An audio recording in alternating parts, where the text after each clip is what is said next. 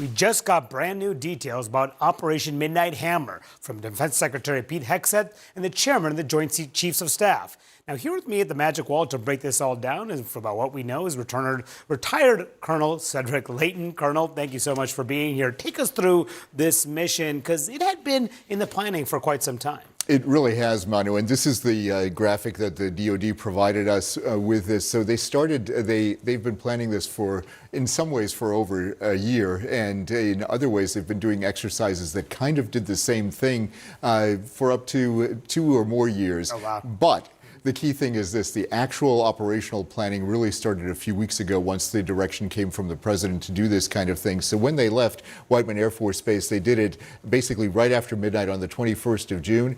And then they came through and struck the targets in Iran about 18 hours later, 18 hours and 19 hours later. And they hit the 3 sites that we've been talking about before. These are the ones that, of course, have become famous now: Fordo, Natanz, and Isfahan. And these are the ones that, of course, not only because they've been in the news, but because of what they had, became important from an operational perspective to actually eliminate. And that's why they had the kind of payload that they did on the B-2. And there's been a lot of discussion about the Fordo facility in particular. And the Pentagon says they've obliterated Iran's nuclear capabilities. But Fordo in particular, how hard is that to penetrate? So take a look at this right here, Manu. When you see the security perimeter right here, and then in just a second we'll get some more details here, because you've got the support building and tunnel entrances. This is way deep underground, almost 300 feet underground. So when you look at the layout of this, you've got those tunnel entrances that I talked about, that support building, and this mountain covers the centrifuges. The centrifuges are the key part to them doing what they need to do to, in essence, enhance the uranium to get it to the level that they need. So when you look at what this looked like before June 20th, this is what the fuel enrichment facility looked like from a satellite view. Now take a look at what happened here. Every single thing that you see here has been actually changed a bit. When you look at this, the June 20th slide, take a look at the facilities up here and over here. Now look, this is gone. Wow. This right here is also gone. So these are the kinds of things that happen. And another thing that's really interesting about this, take a look. This is that support building that we showed earlier. Everything looks intact. These are the tunnel entrances. Now let's take a look. When you go over here, you see that these tunnel entrances have been damaged beyond repair. There's what appears to be smoke damage right here at the support building. And then when you look here, see these things right in this area right here. These are penetration holes right where the bombs hit. And when you look at, there's actually a further one when you go this way, right up in this area, right here, which shows that there are very key, precise impacts that they struck. And the idea here was to get at the centrifuges and use it with multiple bombs so that they could go down deep enough to eliminate the possibility of them even enriching the uranium. And we'll see if they've done that. The Pentagon says this thorough evaluation is still ongoing. And meantime, there's this concern, real concern about retaliation from the Iranians against U.S. assets in the region. There are a lot of them, tons, thousands of troops as well. Yeah, basically 40,000 troops throughout the Middle East, Manu, and especially concentrated in the Persian Gulf region. And what's across the Persian Gulf? Iran itself. So that means that it's within missile ranges of not only the long-range missiles, obviously, but short-range missiles as well, that the Iranians could easily lob into the areas such as the United Arab Emirates, Qatar, Bahrain, Kuwait, and Iraq. So those are the kinds of things that our forces have to worry about from a force protection standpoint.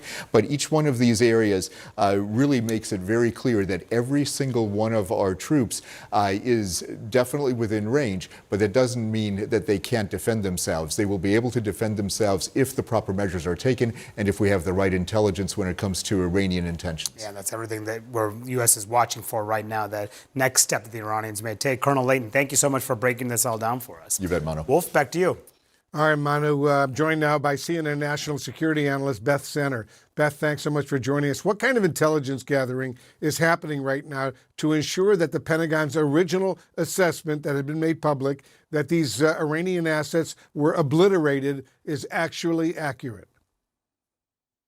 Right. So there are going to be multiple different kinds of sensors and overhead imagery, as well as trying to maybe listen in on what people are saying.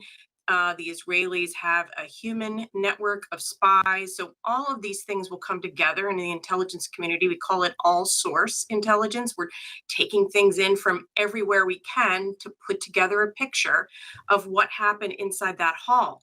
But in addition to that, everybody, at least all of us on the outside, are asking the question, where is all of Iran's highly enriched uranium and their centrifuges? Can we say that with these 3 sites hit, that there aren't other that HEU, enriched uranium, and the centrifuges haven't been secreted away to covert facilities that I would say we would be crazy to think they didn't have, to use a double negative. The U.S., as you know, Beth, is now in a heightened state of alert in the region for possible retaliation.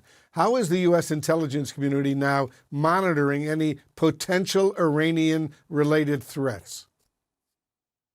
Well, a couple of different ways. Again, looking at all the groups that are very well known, that have been tracked over many years because they have attacked US troops throughout the region for, a long time. And we are also, I'm sure, working with our liaison partners in these countries. For example, the Iraqis have been fantastic partners.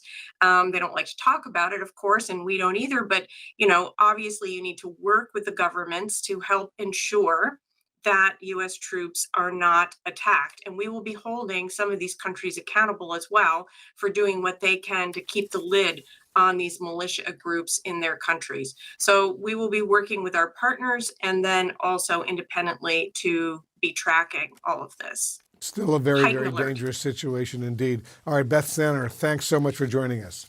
Federal officials are warning about the potential retaliation from Iran in the wake of the U.S. attack on 3 Iranian nuclear facilities.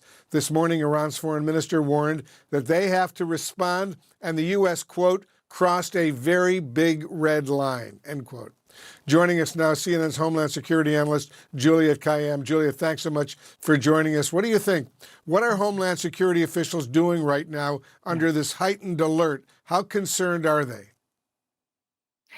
They are concerned. We are hearing that there's going to be more focus on the domestic intelligence side of potential Iranian sleeper cells. We don't know to what extent they are formed and ready to activate, but it is something worth watching. We've talked a lot about the denigration of Iran's capabilities to launch major attacks in the United States, what happened to Hezbollah in Syria. But nonetheless, it's that those capabilities have not been eliminated. Focus on the potential homeland security threat, different than a threat against U.S. interests abroad. And that will include internal investigations as well as, of course, a focus on border crossings. President Trump's former Secretary of State, Mike Pompeo, is warning that the attack could have Iran activate what are called sleeper cells. Is that the biggest concern for potential retaliation from Iran? I think it's the biggest homeland security concern, but I don't think it's the most likely scenario. From Iran's perspective, going after U.S. interests abroad is going to be easier. We have lots of troops there. We have lots of U.S. interest abroad, including in the Straits of Hormuz. So it's going to be easier for them to launch attacks. But we would be silly and naive to think that Iran had not thought through day 2 planning. They knew that this was coming either from Israel or us. And so those sleeper cells, which may have been followed for some time, they may have gone dark. That is the kind of thing that a very aggressive FBI is going to have to look after now. And a Homeland Security Department, which has been really focused on ICE enforcement, is going to have to shift gears and focus on both cyber potential attacks or, of course, physical attacks here. Whether they have the capacity or the manpower now, we don't know. But that if they're looking to the concerns here in the homeland, that's what they're going to need to do at the Department of Homeland Security. Juliet Kayyem, as always, thank you very much for joining us. Thank you.